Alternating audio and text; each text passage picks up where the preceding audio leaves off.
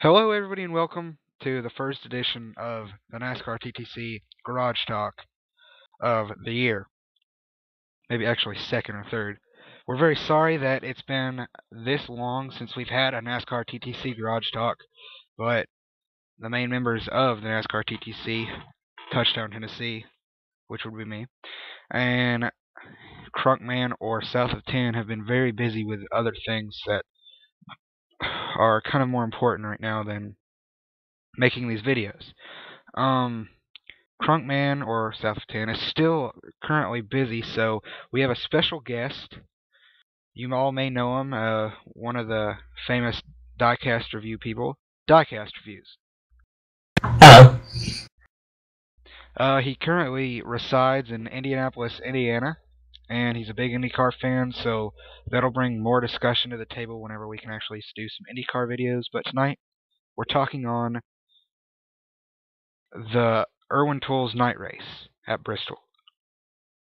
I want to start off with the topic of your opinion on what do you think about the new version of Bristol, the resurfaced Bristol. We'll start off with Brody or Diecast Reviews, and then it'll come back to me.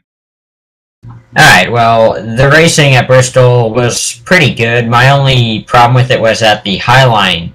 Once they got some rubber up there, it seemed to just be where everyone was going.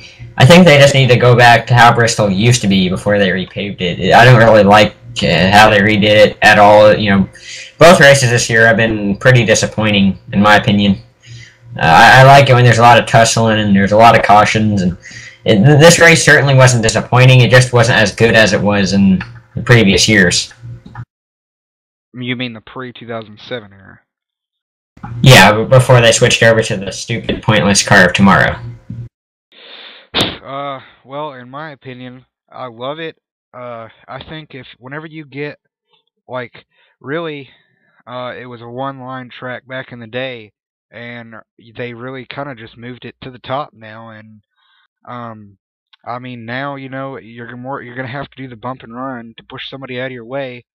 With the with the 2007, the spring of 2012 era of Bristol, they'd go too wide around the whole track. Personally, I like too wide racing. I think it's exciting, but your average fan wants to see wrecking. It's just the way it is. For most of them, anyways. Honestly, I was really impressed with the new version of it. In fact, it's caused a lot of topics for tonight's episode of Garage Talk. So we'll start off with Tony Stewart and Matt Kenseth.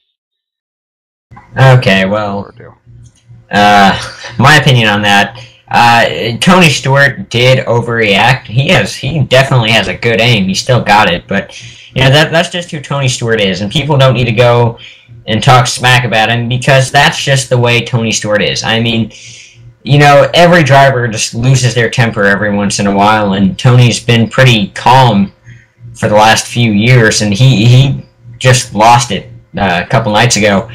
In my honest opinion, people don't need to make a big deal out of it because, that's just Bristol. I mean, how many times at Bristol has somebody been wrecked and they go throw their gloves or their helmet or they go and give them a little tap later in the race? It's just Bristol. In my opinion, I thought it was in Matt Kenseth's part, in my opinion, I just really didn't understand why he went that hard into the turn there and took him and Tony Stewart out, really. I mean, there was still a lot of laps left at that point, and he just went in. I don't know. I guess he really wanted to lead some laps early, and he went for it and failed. And Tennessee may need a quarterback in a couple years, so we need to see if Tony Stewart has any college eligibility. The next topic is Miss Danica Patrick and Regan Smith. Alright, well, I'm probably going to be ranting about this for a minute here, mainly because Danica Patrick is probably my least favorite Cup driver when she actually races in Cup, and Regan Smith is my favorite driver. People just need to lay off of Regan Smith. He this is probably the first accident that he's caused this year, with the exception of Daytona. I mean, if you think about it, his car was damaged, and from what I saw, Danica kind of went down into him. And I'm pretty sure I'm not going to get anyone to agree with me on this. Probably going to hate me forever for saying this, but the only reason this is what it is because Danica Patrick is NASCAR's golden girl, and because it's Danica Patrick, everybody feels the need to stand up for her because she is apparently the greatest thing that has ever existed. And I've been watching her whole career from 2005 when she started in the IndyCar series, and she's done stupid stuff every single weekend. And it's kind of nice to see the tables turn, but apparently no fans like it. I mean, I'm pretty much done watching NASCAR if this is how it's going to be. If how someone accidentally wrecks Danica and everybody automatically says that they're the biggest idiot that ever existed in NASCAR, and it's just ridiculous. Well, if Regan Smith would have accidentally wrecked Dale Jr., it really would have been the same thing. Only Dale Jr. probably would have been like, probably would have, realized what the situation is. But you got to remember, Danica Patrick, she,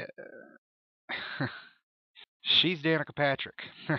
I mean, and the finger pointing thing, I kind of laughed at because I was like, really? I mean, is that supposed to be intimidating? Um, she's she's no good. She's horrible, really. Sh- Uh, let's not even talk about her. Let's not even give her the credit to be in our show. Next up is uh, what? Let's talk about what you thought of the finish. Alright, well, the finish was alright. You know, I was hoping we would have gotten a green, white checkered, but it was alright. I was kind of hoping Carl Edwards would win it so he'd get the wild card in the chase and Tony and Carl could battle it out in the points again. But other than that, it was alright. I'm kind of happy to see Denny Hamlin get another win.